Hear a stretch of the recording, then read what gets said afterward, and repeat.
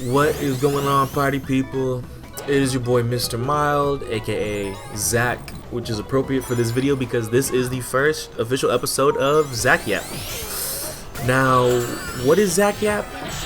That is basically going to just be a video series or platform to just discuss games and topics that I'm interested in, but I don't really want to make a whole edited video for it.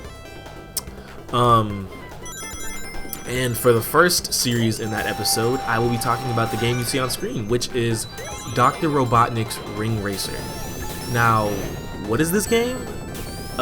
Basically, it is a Sonic kart racing game, which is the sequel to the original game, which is Sonic Rebel Blast 2 Kart, which I would probably just call Sonic Kart, which is built off of the Sonic Rebel Blast 2 engine, which is also built off the Doom engine, but a lot of that doesn't matter. The only thing that matters is Sonic Rebel Blast 2 Kart and Dr. Robotniks Ring Racer. Now, to preface, I am a huge fan of Sonic Kart. It's probably my favorite, one of my favorite racing games, period. I think the controls are very tight. I think it's a very well-balanced game, you know, with the items, level design, things like that. And it's an amazing looking game. It looks really good for especially for the engine that it's built on, you know. It's a really very good looking game. And you know, so they dropped that game, people played it, people loved it, and then the developers who made that game, the Kart Crew, 5 years later, if I'm not mistaken, created this, which has released recently, Dr. Robotniks Ring Racer. And you know, this game released and it received a lot of mixed opinions. You know, some good, some bad. I'm not sure exactly where the fan base was leaning on whether they prefer it or don't. But I mean, you know, I think it's a very interesting study case on a sequel, because a lot of you know, fan game, indie games created by a small team of people usually go one of two routes, and I guess I'll explain those. Okay, so the first route would be the direct sequel. Now, I'm sure, some notable examples of a direct sequel would be, you know, Super Mario Brothers 1, and then the Japanese Super Mario Brothers 2. Literally the exact same game, just different level design, different story, I guess, like a new mechanic, the poison mushroom, stuff like that. Or, you know, Pokemon Red and Blue and then Pokemon Gold and Silver. Basically kind of the same games. You know, they added a few types and stuff like that, but for the most part, the same kind of formula, same kind of game. And you know, that's a very common and very, you know, very perfectly normal way to do a sequel. You know, I love Pokemon Red and Blue, I love Pokemon Gold and Silver. So you know, there's absolutely no problem with doing a sequel like that. And the other kind of sequel that you can do is, I would call it, I guess, like a complete overhaul, or maybe like a genre switch, where you know we'll take like Sonic the Hedgehog 3, Sonic 1, 2, and 3, all 2D platformers, and then, you know, some other games drop, no one cares, blah blah blah, and then Sonic Adventure, 3D platformer, you know, complete switch of a genre to a 3D game, you know. And you know, obviously those games are lit too. It's another completely valid way to do a sequel.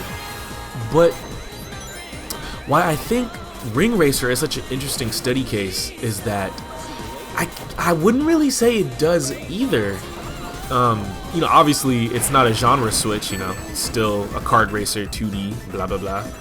But also, I wouldn't call it a direct sequel, I guess, because there's so many, the design philosophies, in my opinion, are so different, and so many mechanics have been added, and so many things have been changed. It doesn't play like the original. Like, I'm not gonna say it doesn't play like the original at all, but it definitely feels way more different. You know, it's like comparing, I guess, and you know, I say this not in a disrespectful sense, but just because the gameplay shift. I would say comparing maybe like Brawl and Melee, like, you know, because this game is a lot faster, it's a lot more mechanically depth, so I definitely consider this like the Melee. But you know, I wouldn't consider it better than Sonic Rebel Blast Kart 1. or Sonic Rumble Blast cart. I wouldn't consider this better than that game. I would consider it more of like a lateral step. Like, they went sideways. You know, they branched off. They went sideways. You know, I wouldn't call it a step forward. I wouldn't call it a step back. I would call it a lateral movement. You know what I mean? It feels like they tried something different. But in my opinion, you know, it feels like they tried something different and they moved sideways. I feel like what they were going for didn't move them forward, but it also didn't push them back. It just put them. It's a different kind of game. Even it's the same kind of game. It's a different kind of game, if that makes sense.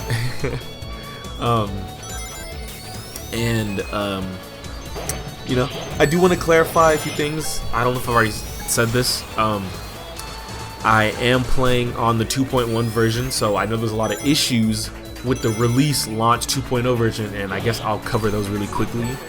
The first and obvious one being the tutorial. Now, the tutorial was definitely the main thing I've seen about people complaining for this game, and justifiably so, and not for the reason that I think everyone is labeling it as. So obviously the tutorial in this game is probably like 45 minutes to an hour to complete it. That's that's a long time for a tutorial. I'm not gonna act like, you know, like people aren't justified in thinking that. It's definitely a long tutorial. I mean, I played all of it, you know. It really wasn't that bad, you know. It definitely, you can definitely skip it because they, you know, in 2.1 they added the password system to unlock everything. And I'm not gonna front. I did the tutorial, but I also used the password. I'm not spending 3 weeks to unlock purple Knuckles, bro. I have shit to do. I got places to be. Give me the online mode, let me play. You know, that's kind of my thought behind it. And you know, it's nice. I'm glad they decided to give you the password, even though it doesn't unlock everything. It unlocks most things, which is very nice. I'm very happy with that they backpedaled and decided to give players that choice. Some people like to unlock stuff. I don't.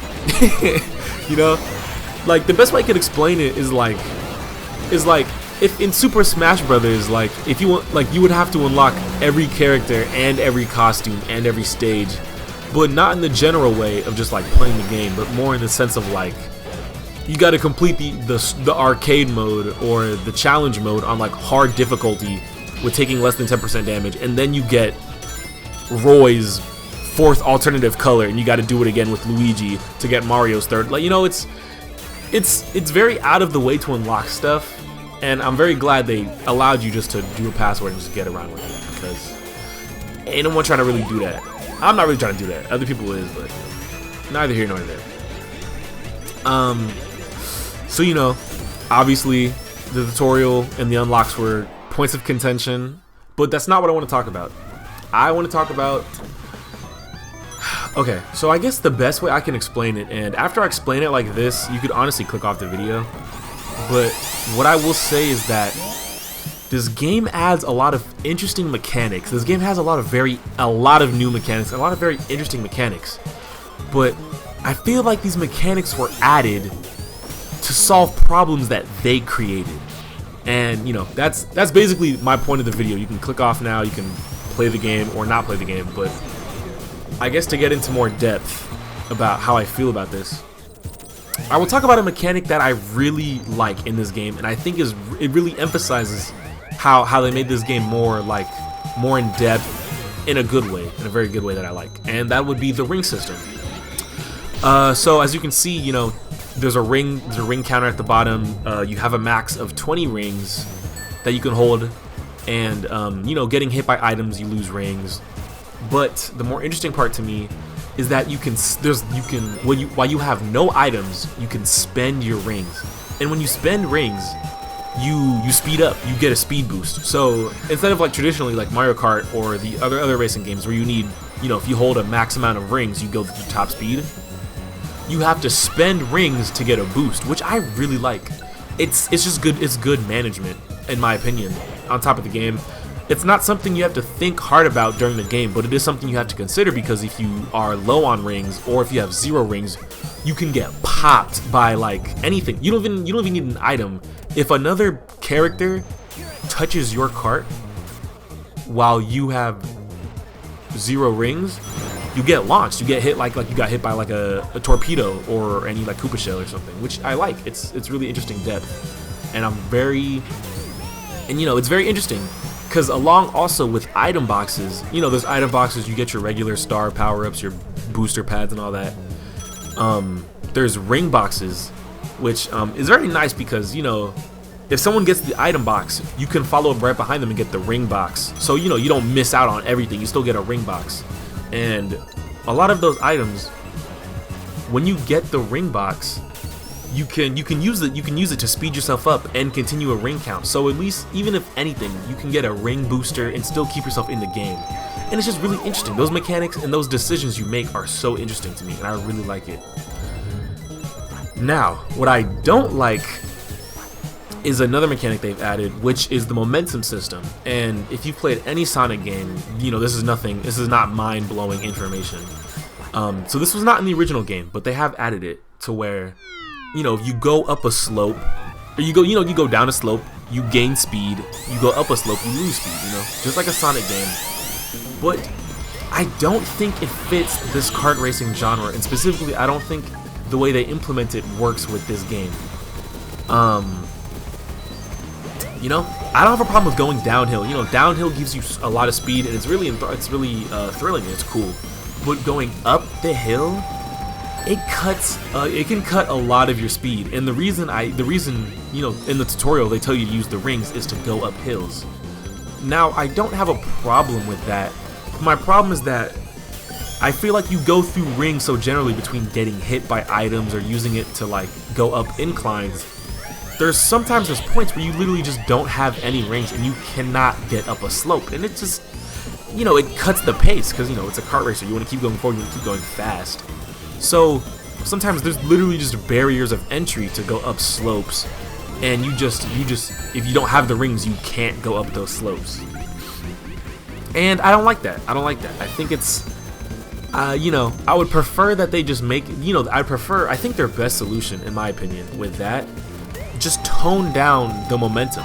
Make it so that going up hills can still slow you down, but don't make it so where it stops you completely and sends you back down the hill if you don't have the speed. I think you should be able to clear any incline with your own speed. At a slower pace, sure, fine, but not at all. I think is a little insane for some, because you can lose rings a lot of the times, but obviously, I'm sure if you played this game, you're saying, well, what about the spin dash? And that is the other new mechanic that they added that I think is only really added if you can't go up a slope and you have no rings. So the spin dash, first of all, it's called a spin dash. It doesn't work it works like Sonic CD's spin dash and not Sonic 2's spin dash. But why even call it a spin dash? Whatever, it doesn't matter. It doesn't change anything. The spin dash, you hold the button down and it charges up a boost of speed for you, and there's no requirements. You can do this at any point in time. There is no ring requirement, speed requirement. It just happens, which is cool. As a spin dash should be. But charging the spin dash does slow you down or cut your speed. And so if you're trying to go up a hill and you're at the point you can't make it with the rings, you start falling back down the hill. You have to charge your spin dash to go right back up the hill, and at that point, you've already wasted so much time. You're probably behind the pack by a decent amount. If you don't get hit by someone just pushing you like out the way or something, But I mean, that doesn't matter. What I'm saying is they have this really cool system, with rings and momentum, and the spin dash is fun too. It has a lot of application at the start of the game, which I'll get into later. The spin dash does have application I like, but it feels like the reason they added the ring mechanic in the spin dash is because of problems that they created with momentum and going up hills. And it just doesn't feel like they really use these mechanics to their full potential. It feels like they're using these to cover up mistakes that they've created with their own systems, and that's why I'm saying it feels like it's a lateral movement. Because I don't think these mechanics strictly improve. Well, okay, I think rings improve the game. I don't think spin dash improves the game. I think it solves a problem they created, which is why I'm talking about sideways movement.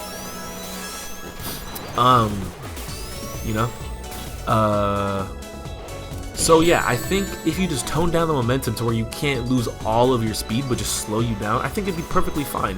Because there's a lot of instances too where you're going up, it's like a spiral staircase, you know, and you're drifting. And another thing too, when you drift, you slow down. When you drift, you lose speed. So if you're going up a slope drifting, you're really losing a lot of speed, and you basically require to spend rings to make that ramp. And so I just don't think it plays well with their economies and the ring system, and I just don't think it plays well with the game in general, being it's a racing game. And you know, in a racing game, I don't want to have to stop if I'm out of rings, charge, then go up and I've already lost like 10 places, you know? Because it's a fast game. The speed has increased a lot.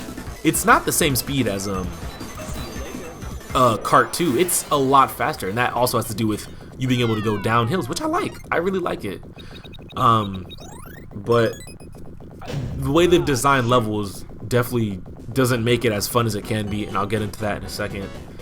I'm trying to follow this list of notes because I wrote it kind of in order to explain all the mechanics and how they interact with each other.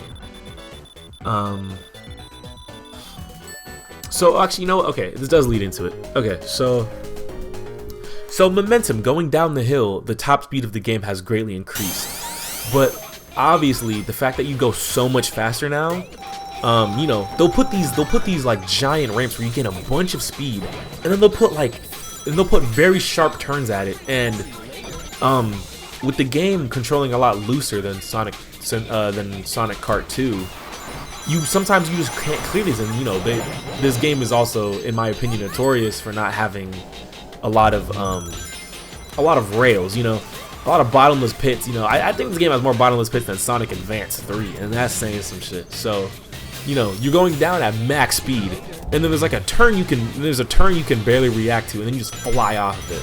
And even if you try and drift, sometimes your drift just doesn't carry enough.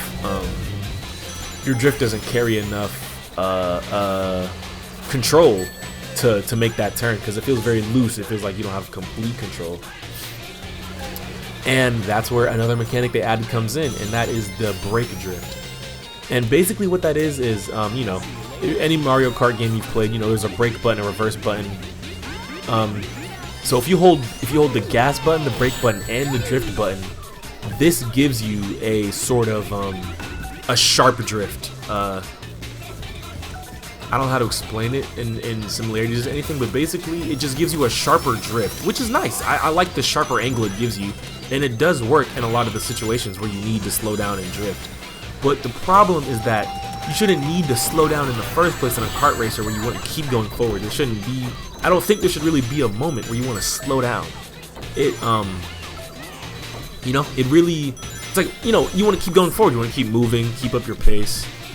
Wow, speaking of stuff, that situation was, I don't know if y'all just saw that on screen, I just got stun locked in one of the gimmicks by his invincibility. That was kind of fucked up, but yeah.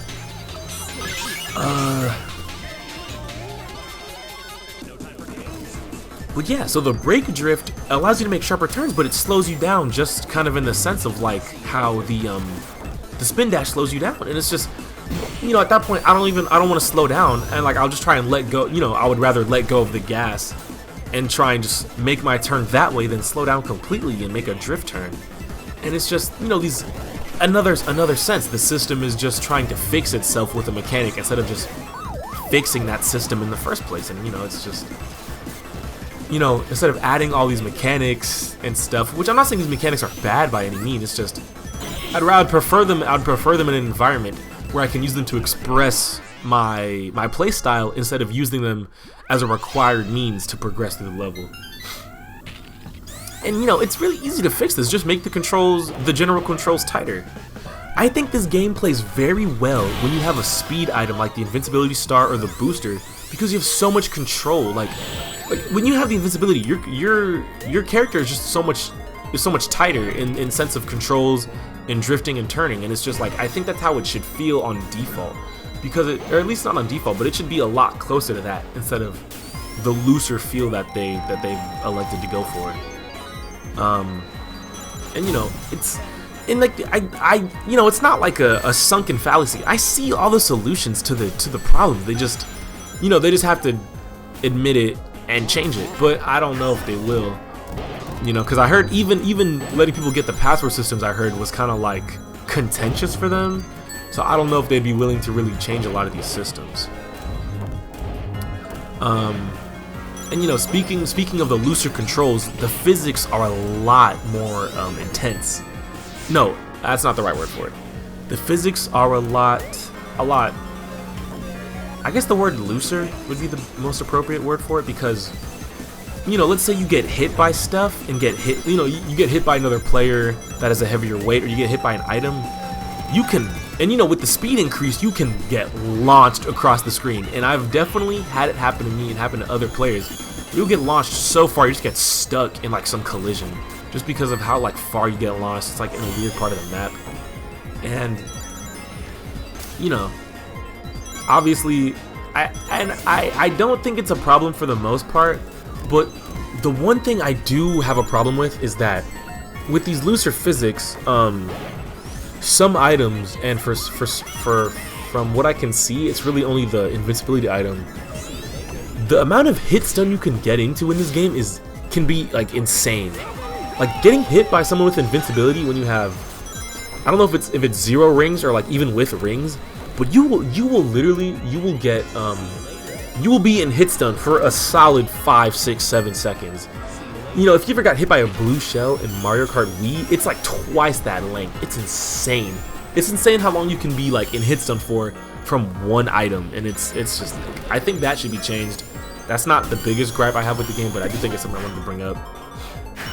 But with the physics being a lot looser, a lot bouncier, there are times where like you can just hit an incline at a really large, like you'll hit an incline at a speed you didn't expect, at an angle they weren't ready for, and you will just go flying off the map. And you may as well just like reset yourself, or like use the slam mechanic, which I'll get into in a second. And you just, you know, just bring yourself back, and like slam yourself into a pit, because you'll be launched in the air for so long.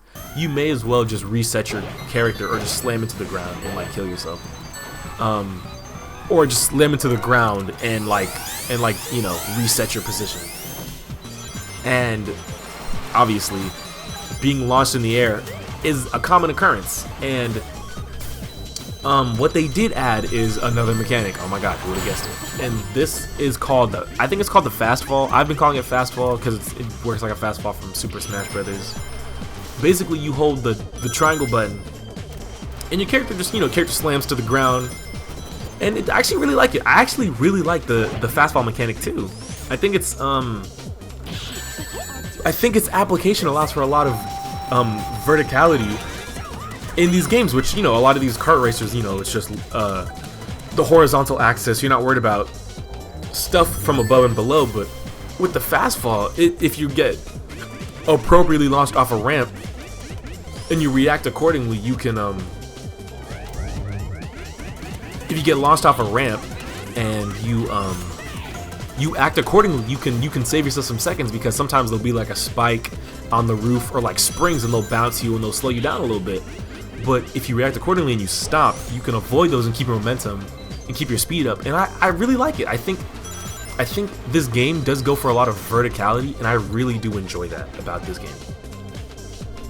But the problem is that this feels like they added this just because there's so many moments where you get launched into the stratosphere that if you couldn't slam your character down, you would just go flying off the map, because you can't influence your air at all. Your air movement, you can't influence it. So once you're launched, you're by whims of God. You just, you know, hope you don't hit a bad angle and bounce off of some weird shit.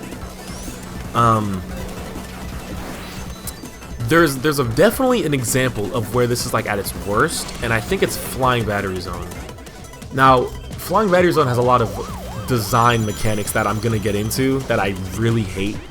But the main one is that there's a gimmick where it basically launches you off the map if you touch these turbines or these fans. And this is a map with no rails, and it's a nightmare. And I think if you play Flying Battery Zone, you'll definitely know what I'm talking about, where you just get launched off of any occurrence, and if you can't slam yourself down, you'll just go flying in a direction. Or Sky Sanctuary, but I like Sky Sanctuary. I think Sky Sanctuary is a fun map, but it does have some of the same issues that I'm bringing up.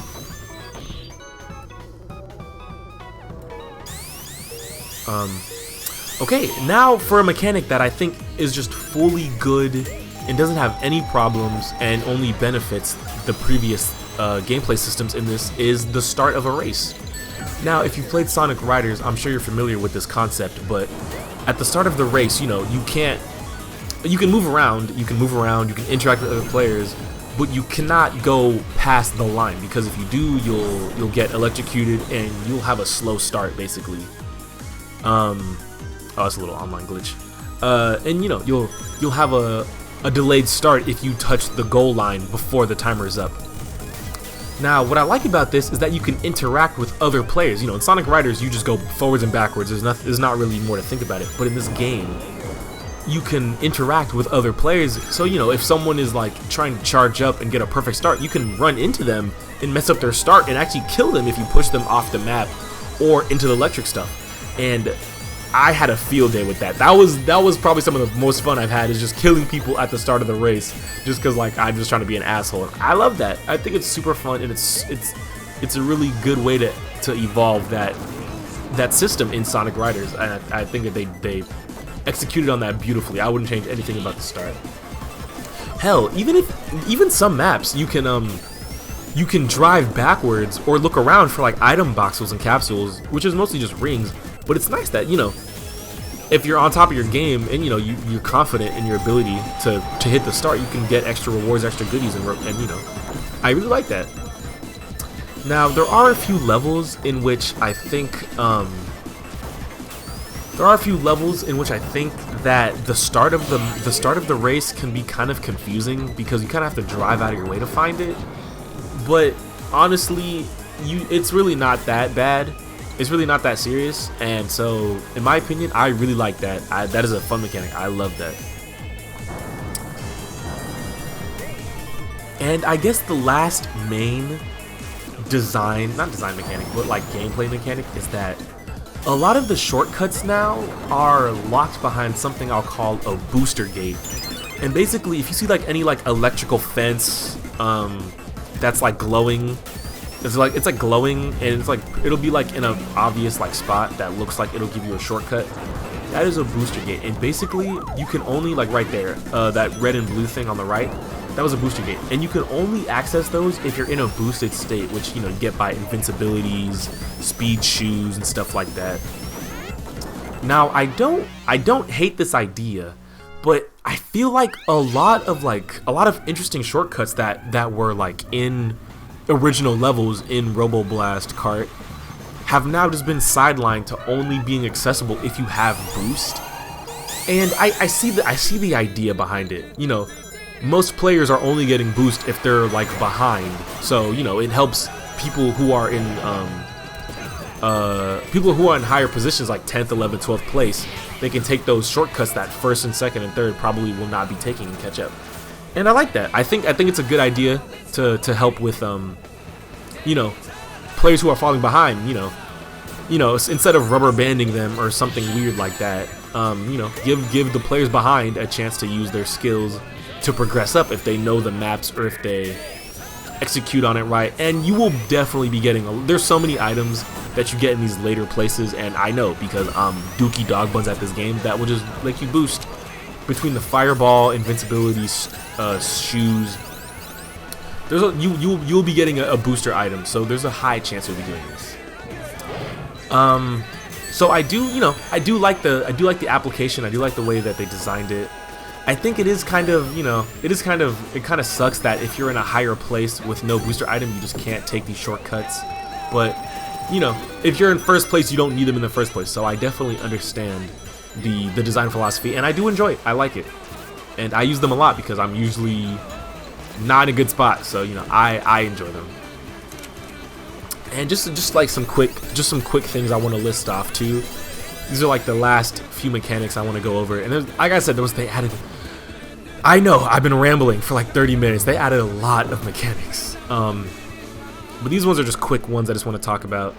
The first one is that now with item boxes, it's not random. You can actually press the button and try and choose an item you want. I think this is a cool option for people. You know, it's on by default. I turn it off personally. I leave the random item on, and that's just because I think with all the different mechanics and level designs and stuff like that, I think it's too much for my brain to even think about pressing the item button. I forget about it, honestly, and I used to, and items would just sit in my box because I forget. So I personally play with random items on, and I like that it's an option that you can choose. So, you know, hats off. And, you know, it's nice. You can choose to either do it yourself, which is, you know, unique in its own way, or you can just have it random, which is what I choose. Another mechanic, I don't even know if I can call this a mechanic. I guess I'll call this a visual design. So it seems to me that once you get past the first lap on any level, these like laser beams will spawn in from like the top, and I thought they were obstacles you have to avoid, but I've definitely ran headfirst into a bunch of them and nothing happens. And so, you know, if this is something like that can actually hit you or like changes, you know, that's cool. Then I will admit that I'm wrong and I didn't understand it. But from what I can see, it's just visual elements. And if that's what it is, it's just really distracting because, you know, I see these beams of like fire and flames and I'm thinking, oh, I need to avoid these because I'll get hit and I'll get spun out. And they just don't do anything. So it's just for how visually dense this game is, I think it's just unnecessary, and I don't really understand why they added it. You know, and I guess the last little mechanic I want to talk about. Actually, wait, no, that was everything. Okay.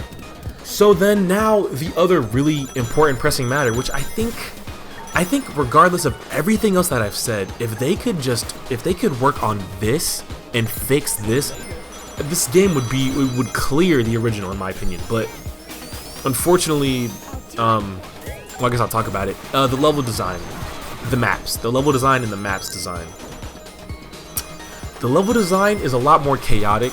You know, there's a lot more things going on, a lot more obstacles, a lot more hairpin turns, a lot more stuff going on, which, you know, I don't find inherently. I think it's inherently cool. I do like that, especially for the kind of game that they're making. But what I think really kills a lot of these levels for me is that a lot of their pathways are so linear and narrow. Now, there's so many pathways in this game and so many turns in this game where it's like it's like a 2x2 character size, and it's like you can fit like 3 characters on the pathways, and it's just so claustrophobic and cramped. And I wonder why they don't. A lot of these lanes could just be like, if they just doubled their sizes, it'd give you so much more space to like get your turns ready. And this is not for straightaways. This is for straightaways. This can be for turns. This can be for a lot of them. A lot of the design is just narrow and linear, and I just don't know why they decided to do this, because a lot of the levels in the original one, there's so much space to breathe and move around, and there are levels like that in this game. There's like a beach level that does it. I wrote a couple of names down for levels I did like.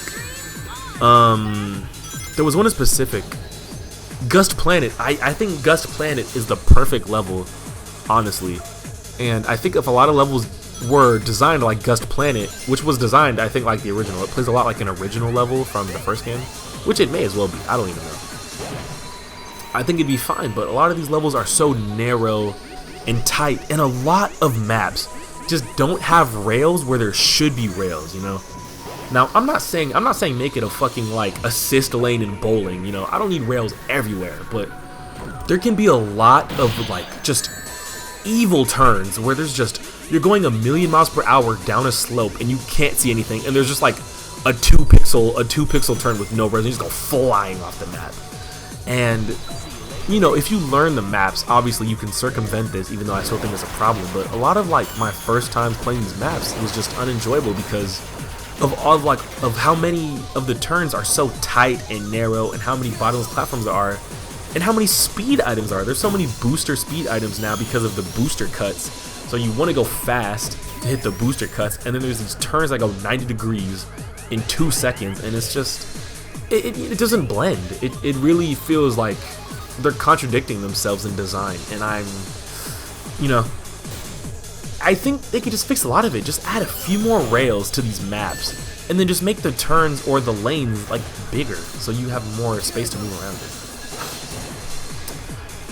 it. And honestly, some of these turns are so bad, or like not so bad. I don't want to use the word bad.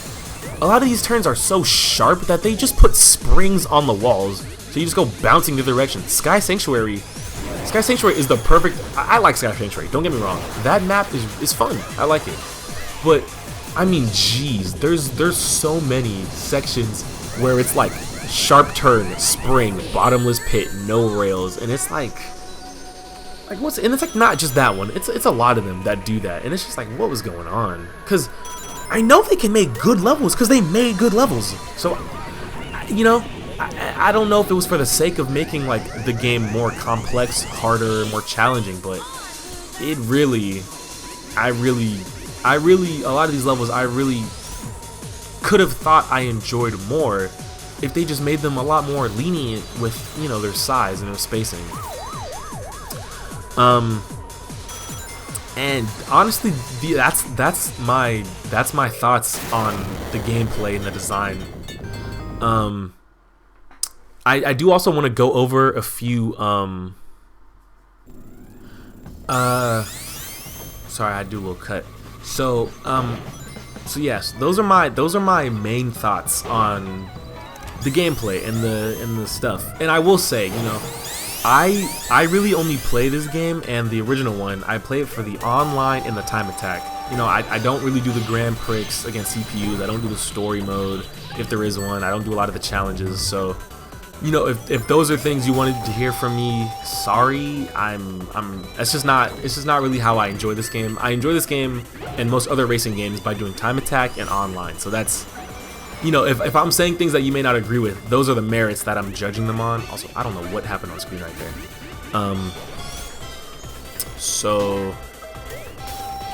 Yeah, so those are the merits I'm judging it on. And now I do want to talk about things that aren't gameplay, but things I do want to talk about.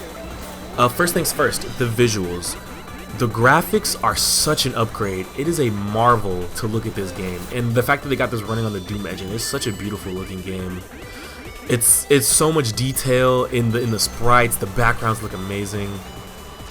I will say there can occasionally be a problem with visibility of the track.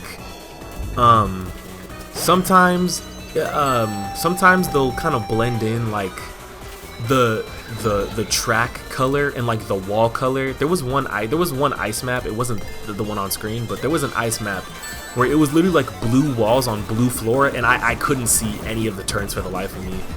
And I think, you know, a few of those maps could definitely use some color adjustments, but I mean, the game is beautiful, man.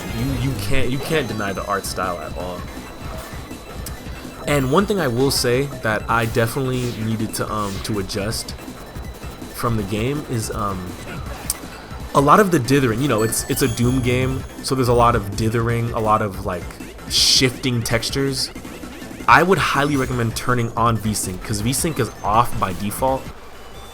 With VSync off, this game it like bleeds. It bleeds my eyes out. I'm not gonna. I can't play this game with VSync off. It hurts. All the textures are shifting in a bad way, and it really hurts my eyes.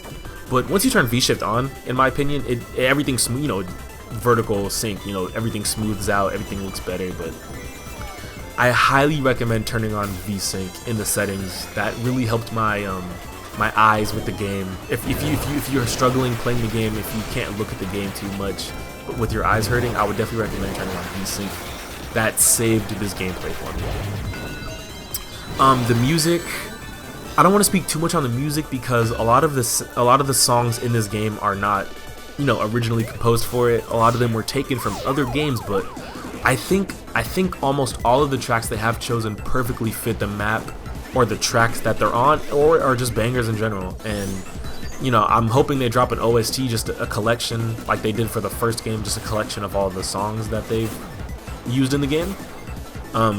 If not, you can play a track and it'll literally tell you the song at the start, which I think a lot of games need to do that, because I'd be trying to steal some of this game OST music and they make it hard to find some of these, but the music is perfect. I think it fits every occasion outstanding. The online mode. huge improvement. This is I can just say without a doubt across the board's improvement. The online mode in the original game, I'm not gonna say it was impossible to, you know, work and figure out, but it was really kind of annoying. And, you know, it's because it was built on the Doom engine, or off Sonic, you know, it just wasn't built with that in mind, I don't think. So a lot of those you know, a lot of those online features were just kind of hard for me to understand. And the lobbies were always mixed with unmodded and modded lobbies. So if you went to a modded lobbies, you had to wait like 30 minutes to download all the mods, like Freaky Frank downloaded for some reason. But now you can choose. You can actually choose between modded servers and unmodded servers, which is very nice because I hated choosing modded servers. Even if it was like one mod, it would have to download the whole thing to your list, and it was just kind of annoying. So I'm glad you can choose between those two. And the lobby system is just a lot easier. You know, they have servers, you know, like fighting games, you know, you got like East Coast lobbies, West Coast lobbies, so that's very nice. I'm very happy with the way the online system works. And besides a few like freezes, like I think I've only had one freeze, the online is smooth as butter. I have no complaints. Now, to end off this video, I just want to end it off. So I don't think I've played every map in this game, but I've definitely played a majority of them. And I wrote down my just like quick little notes on these maps, and I just want to read them out to you. So, you know, if you want to know what maps I think are good, what maps I think are bad, to help express my points, you know, here they are. All right. First one, Sky Sanctuary. Rough, bottomless pits, cool shortcut. Hydro City. Pretty cool, nice drifts, dumb slam section, weird remix. Angel Island. Enough space to drive, nice drifts, excellent music, clarity, of course. Carnival Night. Imagine driving an actual car in Carnival Night, based in Florida, and someone keeps laying spike traps. Also, your struts don't work, so you keep flying all over the place, and there's construction, so the lanes are all one by one. Cool remix. Carnival Night Part 2. Actually just the most obnoxious map. Spikes everywhere, too bright to see, the water is obnoxious. Daytona Raceway, peak. Gotta play Daytona Raceway. Again, that map is lit. Quartz Quadrant, its eye, turquoise on turquoise at that one turn is vile activity. Blue Mountain 1, no, Blue Mountain 2, sick as fuck. The snowman gotta go because they make you lose way too much speed. Plus hard to see since white on white. Blue Mountain 1, same as 2, the barrier weave section kind of annoying. Desert Palace. Uphill hairpin drift is evil, requires rings basically. Final Fall, Final Diarrhea, source game chat. So yeah, whoever said that, shout out to them. Green Triangle, really cool, clean fun map structure, cool sand particles. Starlight, imagine driving a car with bad alignment on a bridge with no ramps. Trap Tower, I just wrote Trap Tower baby in all caps, so I'm guessing that map was pretty lit. Mega Flying Battery, is this shit sponsored by Bottomless Pits? Also, turbine gimmick that sends you flying was a crappy touch. Sonic Speedway, solid Mario Kart circuit vibe to the function. Mystic Cave, peak design, multiple pathways, barriers in good places. Fun gimmick that's not intrusive to the raceway. Storm Rig, solid levels, rails, so no cliff. Classic stuff, not intrusive. Ice Paradise, way too many untelegraphed drops. Aerosine dithering was crazy. Launch Base, really fun, cool gimmick, good turns. Was in first place at one point. Hey, let's go Launch Base. Las Vegas, accurate to the real thing. Zone City, the blue took over and I couldn't see shit. Pretty fun. Dimension Disaster, the name speaks for itself honestly. Mega Green Hill, whack. Hilltop Zone, level accurate, quote unquote annoying, multiple pathways was cool. Gust Planet, actual peak, wide enough lanes to drive and preamp your turns, clear track design to see the turns and obstacles coming, rails in places to prevent launching off maps, speed barriers in places to make them good but not broken. I would highly recommend playing Gust Planet, is probably my favorite map in this game. Harvard Havoc, Pretty cool, good rail placement, interesting straightaways, fun turns, mud. Sorora Autowile. Wide lanes, waterfall was fun mix to the track. Open beach at the end was really nice for items and chaos, and final stretch, no pits, W. Hot Crater, pretty lit. Sonic R map, pretty fun actually. Gravitech, super fun reverse gravity gimmick is used in a section that's easier to focus on, so you can maintain your driving while in the gimmick. Wide open areas for speed, clear map design. Sunset Light Skin Zone? Yeah, I don't know if I meant to write light skin. Pretty fun management with needing constant rings to drive over water. Fun speed cuts. Panic City, fun enclosed, tight turns. Water Palace, enjoyable. Water wasn't that bad actually. Got fucked up at the turbines, but what the fuck. Sunset Hill, solid stage. Monkey Ball. Imagine Super Monkey Ball, but you can't stop. Also, there's assholes that keep hitting you from all sides. Storm Rig again, Breakaway, fun ride turns, no ledges, W, cool atmosphere. Techno Highway, garbage. Alright, and that wraps up my thoughts on this game. Now, I don't know how clear it comes across, but I do overall like this game, and I am probably going to keep playing the online mode, but I just wanted to express on the design, because I think it's interesting the choices they made and the choices they didn't make. And I just wanted to elaborate and see if other people agree with me or think I'm completely wrong. So, you know, let me know what you think. If you even got this far, man, salute, because this video long as fuck. And with that being said, I'll talk to y'all later.